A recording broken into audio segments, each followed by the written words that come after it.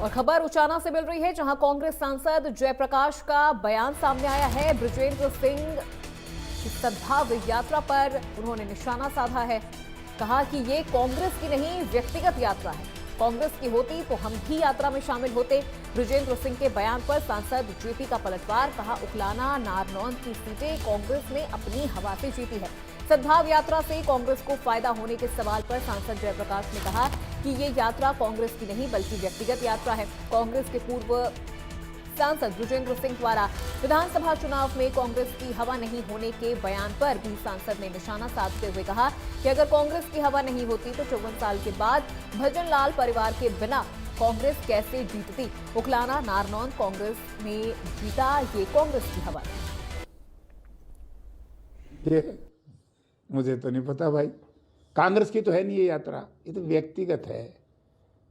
तो पार्टी ने तो पार्टी के जो हमारे इंचार्ज थे बी के हरिप्रसाद जी और हमारे प्रेसिडेंट साहब राव नरेंद्र जी तो मना कर दिया था।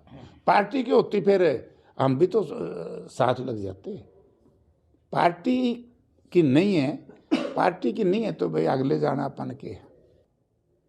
कांग्रेस पार्टी की तेज हवा ना होती आदमपुर सीट कभी नहीं जीत सकते थे।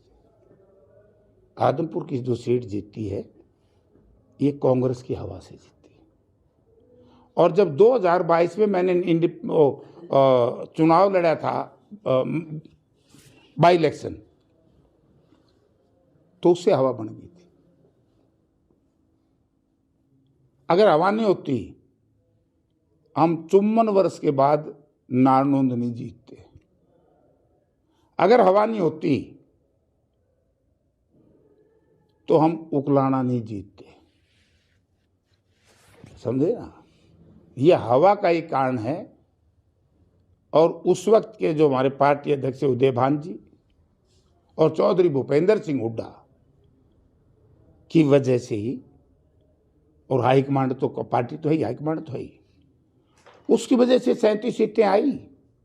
देखो, भ्रष्टाचार की तो जनक बन गई बीजेपी। मैं क्या कह रहा था, लूट का माना डाकू नहीं, लूट का माना यही है कि भ्रष्टाचार और फूट जात मजहब और धर्म के नाम से फैला करके और वोट चोरी करके, इसको मैं वोट चोर सरकार कहता हूं। वोट कई प्रकार से चोरी होते हैं। वोट चोरी ये भी है, जैसे लोकसभा के चुनाव में अभय सिंह चौटाला कुरुक्षेत्र लड़ गया तो वोट 70 जा रहा है। अगर इंडियन नेशनल लोक दल को वो 70,000 वोट ना मिलती, बीजेपी को तो जानी नहीं थी, वो एंटी बीजेपी थी, तो हमारा जो गठबंधन का उम्मीदवार था आम आदमी पार्टी का सुशील गुप्ता जी, तो वो जीतते। यहां पर आपने देखा है लोकसभा के चुनाव में किस तरीके से रातों रात लोग पलट के कदे ऐसा काम हो रहा था, उरे तो जो ग्रुप मार काट में वगैरह कदे उस रेल में कदे उस रेल में, को बीजेपी ने छोड़ के कांग्रेस में आ जाए, को कांग्रेस ने छोड़ के बीजेपी में बाज ले, फिर उल्टे आ जाए।